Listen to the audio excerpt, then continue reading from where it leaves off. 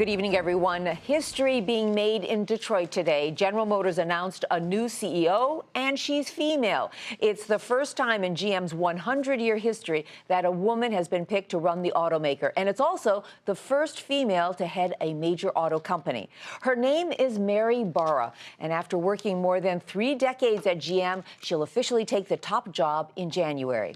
Phil LeBeau has more on who is Mary Barra and why she was asked to take the wheel at General Motors.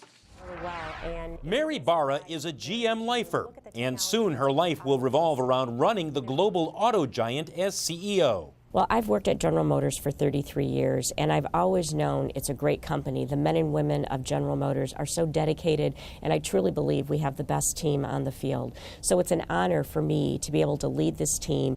Barra is well known and well respected within GM.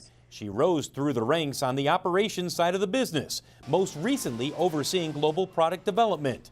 Along the way, Barra's earned high marks for streamlining operations while pushing GM to pick up its game. In fact, she's bluntly told GM designers, no more crappy cars. You know, I think if you look at, what she's done for the company, she's very well respected, highly regarded, has made a lot of decisions very intimately involved with the product, is formerly an engineer. Barra will replace current CEO Dan Ackerson, who is stepping down to spend more time with his wife, who has advanced stage cancer. Ackerson has been vocal about GM thinking and acting differently. Putting a woman in charge of a company that historically has been known as an old boys club will certainly change things. But Ackerson says Barra wasn't picked because of her gender. I'm always looking for talent in the company, outside the company. And we've mixed and matched from internal and long-time GM professionals. And I've said this publicly before, Mary's one of the most gifted executives I've met in my career. She was picked for her talent, not for her gender, not for political correctness, anything of that order. While Mary Barra is taking over a General Motors that is leaner, more profitable than it's ever been before, and no longer owned by the U.S. government, it is still an auto company with a fair number of challenges, including the fact that its market share in the U.S. has dropped to a low of 17.9%, and it still needs to finish the restructuring operation in Europe and finally make money on that continent. Just 2 of the challenges facing Mary Barra as she takes over General Motors. Phil LeBeau, Nightly Business Report, Chicago. Joining us now to talk more about GM's new CEO is Bill George. He's the former CEO of Medtronic and a professor of management at Harvard's Business School, where, interestingly, Mary Barra last summer took part in a class Bill taught on global leaders. Bill, always great to see you. So what's Mary Barra like, and what kind of leader is she likely to be?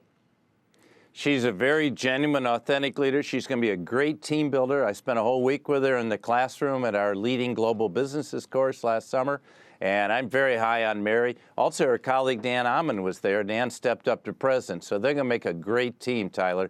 I'm very enthused, and I give Dan Ackerson and the board a lot of credit for building an inside team. You know, Ed Whitaker and Dan came in and really turned the company around. But now you have the inside team coming in, much like Sam Palmisano and Ginny Rometty did in following Lou Gerstner. So I think you're going to see great cars coming out of GM. Mary is an engineer. She's been leading the car design, demanding better cars, looking for a world car that can cover Europe and China as well as the U.S., and I think you're going to see that share growing in the years to come. Well, as Dan Ackerson just said, Bill, in that package that Phil LeBeau did, he said that she was picked for her talent, not her gender, but she's going to be watched very carefully because she is a woman at an auto company. So as a leadership expert, what would you say, what advice can you give her of do's and don'ts? Well, the first thing I'd say is make sure you got the right people on the bus. I was glad to see Mark Royce, a longtime GM vet, also stepping into her old job in product development. Because if you don't have the products, you're not going to be successful. And so get the right team around you, and a diverse team, which they're already doing, and I'm very pleased with that. Then keep the vision very clear ahead that we've got to have the best cars in the world. We want to have cars that are good at the low end, at the high end, and like a Cadillac, and all the trucks where there's a lot of money there. But have the full range of cars and to ensure that. But beyond that, I think she's got to have that long-term view and stay the course to compete with any car in the world, the Japanese, the Germans, the Koreans, on cost, on quality and on design. And I think that's the new General Motors. In the old days, they were letting that market share slip to make short-term earnings. So it's got to be a long-term picture. And the one advice I'd say is don't get thrown off track by a lot of people pulling you into short-term decisions. You know, you've just finished, I'm told, a case study on the comeback of the auto business, including most notably perhaps General Motors. So you know this business and the challenges that GM faces inside and out. The saying is that a CEO is never stronger than in his or her first 100 days. What would you tell her to concentrate on in those first 100 days specifically? Get the vision and the strategy right, get the team right, and make sure you got the right product plan, Tyler.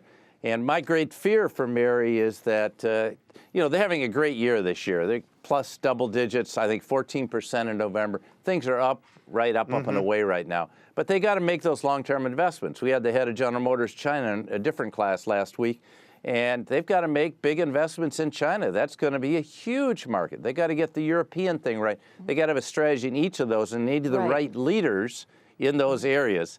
And but don't get pulled off course. Say there's a recession and say the number of cars sold goes down. It'll happen. It's happened for decades. You got to stay the course, make the investments. In the past, GM has always pulled back during those difficult times. All right, Bill, thank you very much. Bill is a former CEO of Medtronic and professor of management at Harvard's Business School.